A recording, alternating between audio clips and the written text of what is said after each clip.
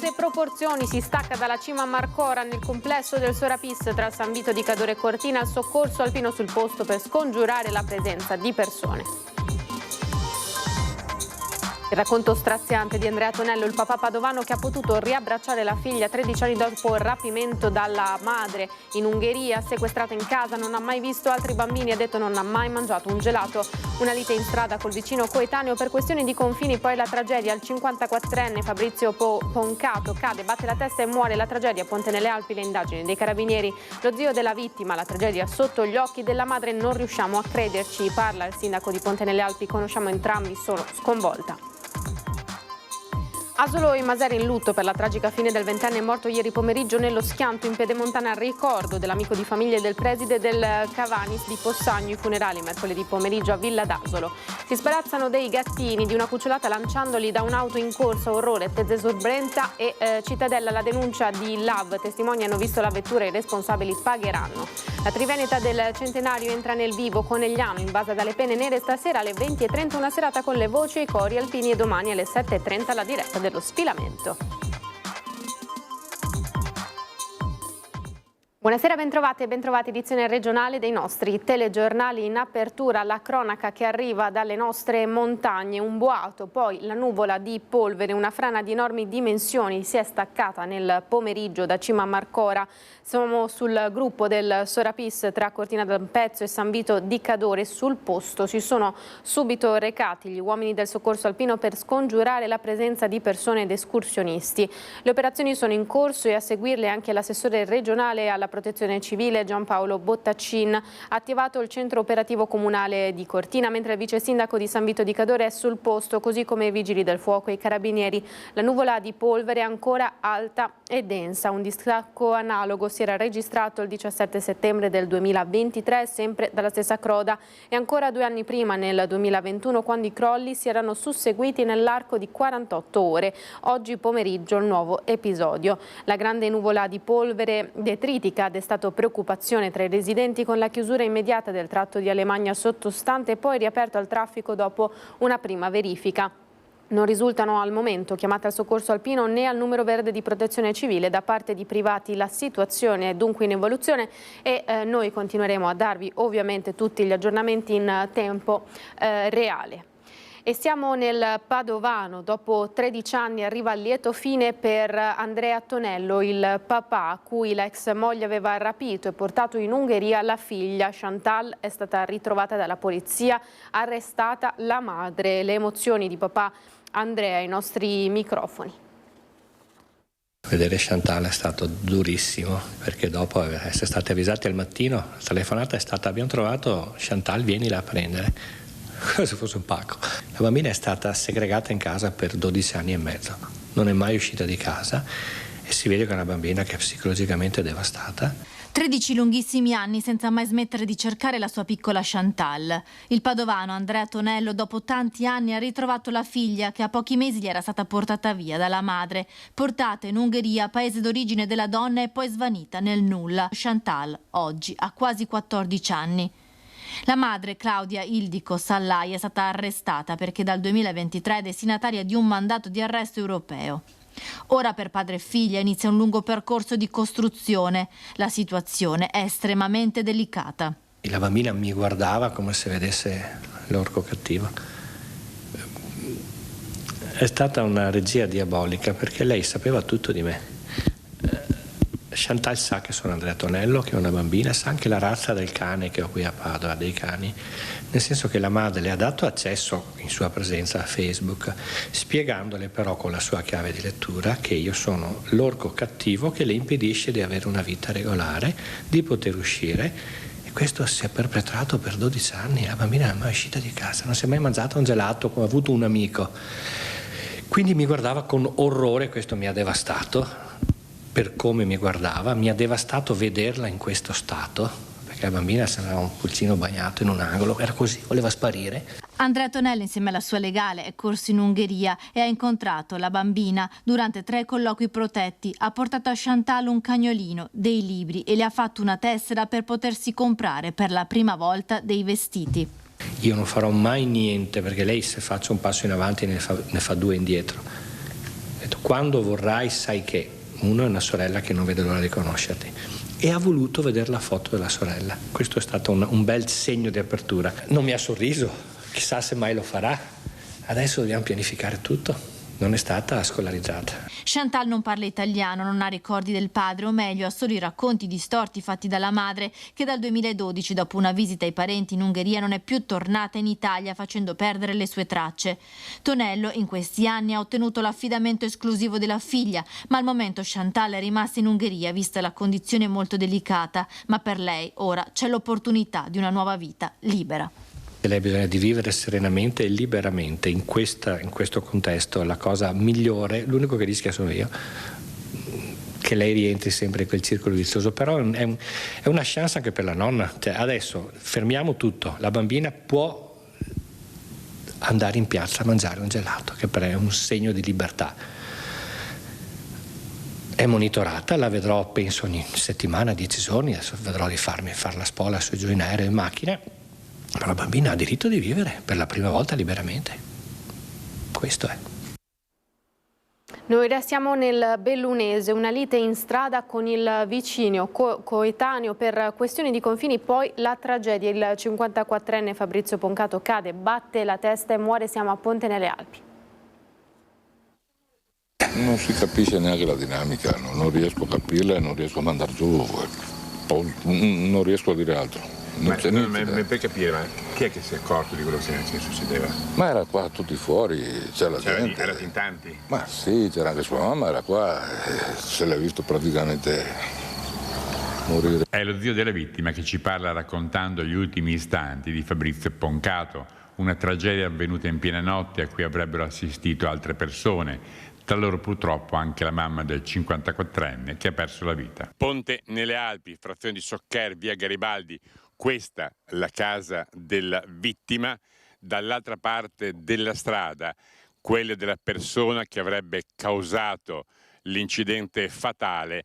Il motivo parrebbe fossero liti di vicinato. Tutto sarebbe accaduto per una questione di confini, una rissa scoppiata in strada nella notte con Poncato che cade, sbatte con la testa sullo spigolo del piccolo muretto che fa da bordo alla strada. Non si vede nemmeno una goccia di sangue, ma l'urto è stato letale, tanto che l'uomo ha perso la vita sul colpo. Chi conosce la persona che ne sarebbe stata la causa non se ne fa una ragione. E si è sempre distinto per la sua disponibilità, e per la sua simpatia e anche per il suo amore per il lavoro, quindi veramente sono scioccata da questa notizia, perché posso dire che è una brava persona e quindi so che è anche un grande papà, e quindi queste notizie sconvolgono tanto e dispiacciono, perché distruggono una comunità che non se lo merita, perché è fatta di brave persone. Dopo l'intervento nella notte del medico legale Antonello Cirnelli, nelle prossime ore è stata disposta l'autopsia. Il reato che si potrebbe configurare è quello di omicidio preterintenzionale. Sarà fondamentale la ricostruzione dell'accaduto da parte dei carabinieri del comando provinciale di Belluno, che subito si erano recati sul luogo della tragedia e che vi sono tornati poi questa mattina. E sul fatto è intervenuta anche la sindaca, sentiamo. Sono stata avvisata dell'accaduto appena mi hanno riferito di chi si trattava. Mi sono recata sul posto anche perché sono persone e luoghi a me ben noti. Io comunque abito a Paiane, tra l'altro la vittima è mio vicino di casa. Entrambi li conosco personalmente anche per motivi professionali, per cui a maggior ragione insomma, non ho potuto fare a meno che recarmi immediatamente sul posto. In questo momento non posso che dire che siamo una comunità sicuramente scossa da questo accaduto. Non ci si aspetterebbe mai che possa succedere qualcosa del genere, tanto più all'interno di una comunità comunque unita come quella di Ponte nelle Alpi, e soprattutto di una frazione che spicca anche lei per unità, per cui veramente una comunità scossa. Si sente più scossa come sindaco o come conoscente delle persone coinvolte? Devo dire la verità, entrambi, forse alla stessa maniera, perché come sindaco ovviamente non ti aspetteresti mai e non vorresti mai che accadesse qualcosa all'interno della tua comunità, qualcosa del genere, di così drammatico. scossa altrettanto, perché ovviamente 2 persone entrambe note, a me note, per cui pensare che insomma ho parlato con Fabrizio Poncato qualche giorno fa scambiando delle battute, perché lui era solito essere anche particolarmente ironico, diciamo, e Daniele Burigo anche lo vedo quasi quotidianamente anche per motivi lavorativi, quindi veramente una cosa che ha toccato sotto entrambi i profili. La cronaca dalle strade, lo schianto in Pedemontana ieri nel tardo pomeriggio a perdere la vita Filippo Piccolotto di 20 anni e quella di Asolo, paese dove viveva, è una comunità oggi in lutto. Una tragedia che non ci voleva proprio, e sono molto molto vicino alla famiglia perché la conosciamo da sempre. A Villa d'Asolo, Masere e Asolo il cordoglio è unanime per la scomparsa prematura di Filippo Piccolotto, 20 anni, morto ieri nel tragico incidente in Pedemontana. Le auto carambolate finite ruote all'aria, una C5 guidata da un 60enne e quella di Filippo, la cui vita si è spezzata sull'asfalto all'altezza del casello di Riese Pio X. Inutile l'arrivo tempestivo di soccorritori del 118 e dei vigili del fuoco che lo hanno liberato dalle lamiere. Le sue condizioni erano apparse da subito serissime e a poco sono serviti gli innumerevoli tentativi di rianimarlo. Sulla dinamica dell'incidente, che ha visto coinvolte 2 auto che procedevano nello stesso senso di marcia verso Altivole, il SUV guidato dal ragazzo e quella del 60enne, ora ricoverato all'ospedale di Montebelluna, indaga la polizia stradale di Bassano del Grappa. Filippo, 20 anni, lascia 2 fratelli, mamma Savina e papà Ivan. Una famiglia molto conosciuta ad Asolo, il padre agente immobiliare, mentre la madre è titolare della storica azienda Maeba, dove Filippo aveva cominciato a lavorare dopo gli studi al liceo Cavanis di Possagno, ed è lo stesso preside a ricordarlo. Ha molto degno di essere in una scuola come la nostra che insomma tiene in primo piano i valori della semplicità, dell'umiltà, dell'onestà, dell'impegno, ecco, della bravura nel senso di impegno. Un ragazzo eccezionale da questo punto di vista, non perché non c'è più, ma proprio perché era lui così, molto riservato anche, ma forse per un po' di timidezza, ma un bravo ragazzo, proprio educato, umile, tranquillo, sereno sempre. Ha finito l'anno scorso la maturità e si era messo insomma a dare una mano anche ai suoi. Chiusa nel dolore la famiglia, un continuo via vai silenzioso di persone che raggiungono la villetta sulle colline di Masere. Originari di Villa d'Asolo, è un amico e compagno di animazione, insieme custode del campo da calcio con il padre Ivan, a raccontarci il dolore dell'intera comunità. Ci sarebbe tante cose da dire, ma io conosco bene il papà Ivan, che si può dire solo bene di quella famiglia. I funerali di Filippo si terranno con tutta probabilità mercoledì a Villa d'Asolo, nella chiesa parrocchiale del Santissimo Nome di Maria, a cui i genitori sono molto legati. Siamo nel Vicentino dei gattini lanciati dalle auto. Potrebbe avere le ore contate l'autore dell'abbandono selvaggio di 2 gattini avvenuto nei giorni scorsi a Tezze e a Cittadella. In un caso alcune persone hanno notato un gattino volare dal finestrino di un'auto gettato tra i veicoli in transito a Belvedere. Si tratta di una femminuccia messa in salvo grazie all'intervento di una donna. A Cittadella è stato raccolto invece un altro gattino trovato abbandonato sempre in mezzo alla strada. Molto probabilmente si tratta di fratellini di cui qualche incosciente ha deciso di liberarsi, rischiando di ferirli oltre che creare incidenti stradali. Entrambi gli episodi sono stati segnalati alla LAV, che adesso procederà alla denuncia. Le autorità locali, che grazie alla descrizione dell'auto fornita dai testimoni e alle telecamere della videosorveglianza potranno risalire i responsabili, che dovranno rispondere di reato penale punito con l'arresto fino a 1 anno o con l'ammenda da 1.000 a 10.000 euro. E ora siamo a Venezia con il caso del matrimonio di Jeff Bezos. Sentiamo cosa ne pensano gli albergatori.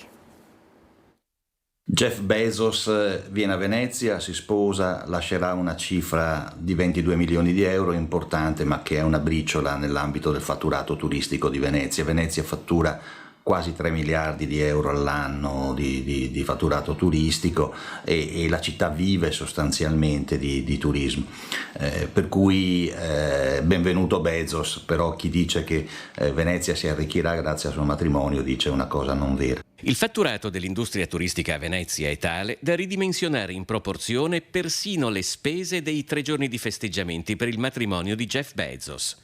Secondo l'Associazione Veneziana Albergatori, però, le nozze del secondo uomo più ricco del pianeta avranno o dovrebbero avere un effetto rilevante nella promozione di un turismo d'alto profilo, che è quello a cui la categoria punta per il futuro. A Venezia in questo momento ci sono 35 alberghi a 5 stelle, quindi un'offerta altissima, e che diventeranno 40 nel giro di un paio d'anni, e con circa il 65-70% dei posti letto complessivi della città che si collocano nelle prime 2 categorie, cioè i 4 e i 5 stelle. Il matrimonio di Jeff Bezos ha però anche riacceso il dibattito sulla necessità di differenziare un'economia cittadina, al momento quasi unicamente a traino turistico. Sono d'accordo anche gli albergatori, che però rivendicano il proprio ruolo a Venezia.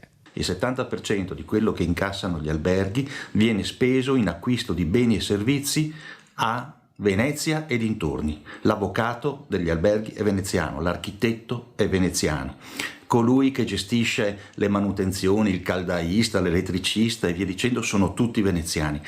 Chi produce le linee cortesie sono industrie del territorio veneziano. Al di là della pubblicità che questo, come altri matrimoni famosi, porterebbe a Venezia, c'è chi, come l'avvocato Francesco Mario Delia, dissociandosi dalle proteste anti-Bezos, chiede direttamente all'uomo con un patrimonio stimato abbondantemente sopra i 200 miliardi di dollari un dono per Venezia. Un'associazione per promuovere alcune azioni importanti di recupero del patrimonio di Venezia, come l'isola della Poveglia, come l'isola di Santo Spirito, l'isola delle Grazie, che tu potrai valorizzare e riaprire al pubblico veneziano perché possano essere amate, gestite e usufruite. Caro Bezos, buon matrimonio, ti aspettiamo, ricordati che hai una grossa parte di veneziani che sono dalla parte tua, non farti intimorire. E invece continuano le manifestazioni del comitato contro Jeff Bezos e il suo matrimonio, e scandiscono le varie manifestazioni che si terranno in questi giorni. Il momento più caldo della 3 giorni di contestazioni al matrimonio faraonico di Jeff Bezos a Venezia sarà probabilmente, se il programma di festeggiamenti resta quello, il 28 giugno alla Misericordia. Stretto tra 3 rii non particolarmente larghi e giudicato il luogo logisticamente più efficace per una manifestazione di dissenso.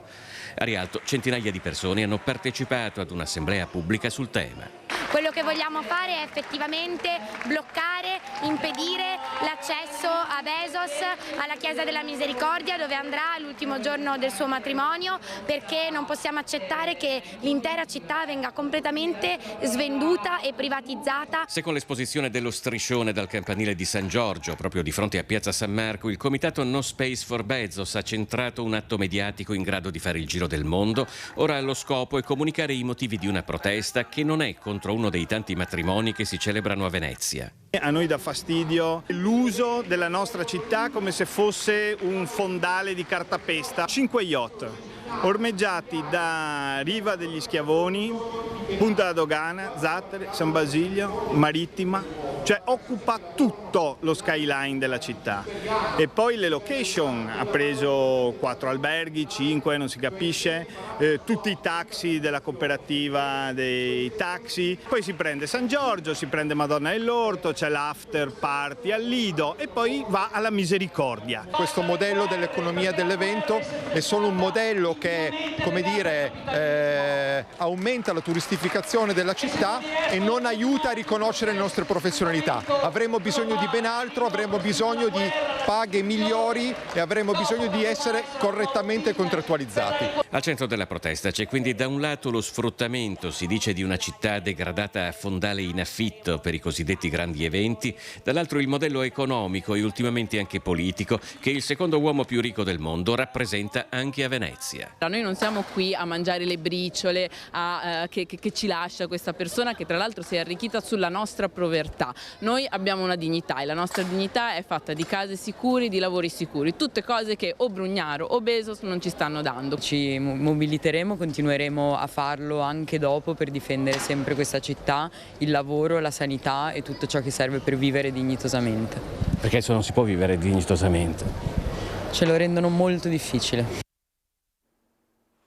Da Venezia noi ci spostiamo a Conegliano, questa volta in diretta con il nostro Lucio Zanato. È entrata effettivamente, ufficialmente nel vivo questa adunata triveneta e ci avete raccontato per tutta la giornata come si sta e che clima si vive a Conegliano in questi giorni.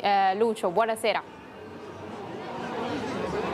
Buonasera Edi, e continueremo a raccontare tutto questo che questa sera dopo i telegiornali dalle 20:30 grande serata alpina con cori, con le emozioni delle persone e poi alle 23 fino a mezzanotte e mezza saremo proprio qui nella scalinata degli Alpini per un evento da non perdere, ovvero fanfare e cori e quindi veramente tanta gente tutti insieme per cantare l'inno degli italiani e non solo. Quindi una serata da non perdere naturalmente in diretta su Antena 3, ma io sono qui per farvi vedere questo, cioè per farvi vedere quanta gente c'è già a Conegliano e quanta sta arrivando, ben sapendo che in termini logistici, quindi parcheggi, quindi indicazioni per non avere problemi di traffico, è tutto quanto stato predisposto da giorni. La giornata di oggi abbiamo raccontato l'alzabandiera questa mattina alle 10, poi oggi pomeriggio avete visto abbiamo raccontato l'arrivo del Labaro Nazionale con l'intervento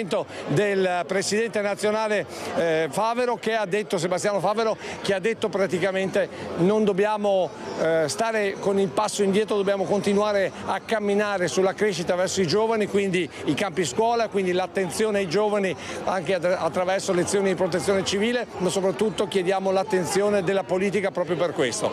Questo è il messaggio che arriva da Conegliano da parte degli alpini, che hanno chiuso un accordo con l'Anci Veneto proprio per promozionare questa cultura alpina nelle scuole e con i giovani, e noi questa sera, come ripeto, continueremo a raccontare quest'anima alpina, quest'anima di festa ma anche di ricordo qui da Conegliano, qui dall'adunata triveneta degli alpini. A te la linea.